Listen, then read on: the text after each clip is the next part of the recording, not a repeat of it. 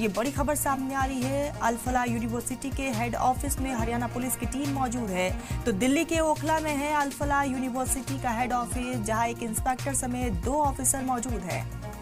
इसी बीच मुबश्शिर हमारे साथ जुड़ चुके हैं। मुबश्शिर, हेडक्वार्टर में इस वक्त इंतजामिया की टीम मौजूद है। तकरीबन 1 घंटे से पूछताछ हो रही है। क्या कुछ अपडेट है आपके पास?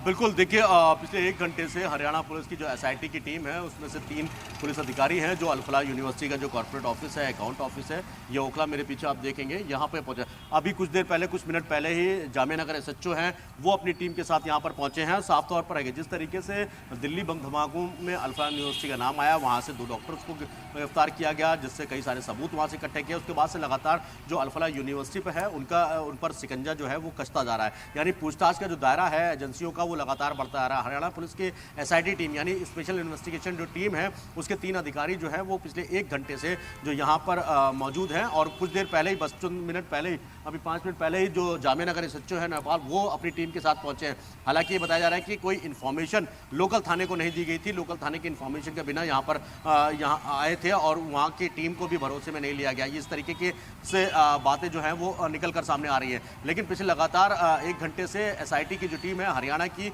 वो यहाँ पर पहुंची हुई है और लगातार पूछताछ करी। जितने भी ऑफिस बैरियर्स हैं, जो भी यहाँ पर काम करने वाले लोग हैं, उनसे बातचीत की जा रही है, पूछताछ की जा रही है कि किसी तरीके का कोई भी सुराग या किसी तरीके को ऐसे, क्योंकि लगातार जिस तरीके से अल-फलाह यूनिवर्सिटी पर शिकंजा कस रहा है जांच एजेंसियों का, रोजाना वहाँ पर जो है जांच की जा रही है। लोग वहाँ पर लगातार जो पुलिस अधिकारी हैं वो जांच के लिए जा रहे हैं, चाहे एनआईए की टीम हो, चाहे एसआईटी की टीम हो, चाहे दूसरी एजेंसीज जो हो। दिल्ली पुलिस की भी कई टीमें वहाँ पर गई थी। कल देर रात जिस तरीके से लाल इको स्पोर्ट भी बरामद की गई और खबर ये निकल कर रही है, अभी तो सूत्रों के हवाले से खबर है, जो तीसरी गाड़ी थी ब्रेजा कार, उसको भी बरामद कर लिया गया। हालांकि इस पर किसी तरीके की कोई भी अभी तक आधिकारिक पुष्टि नहीं की गई है। यानी अगर हम इसको कहें कि 100% की श्योरिटी, तो अभी तक फिलहाल अधिकारियों की तरफ से या पुलिस टीम की तरफ से कोई भी श्योरिटी नहीं दी गई है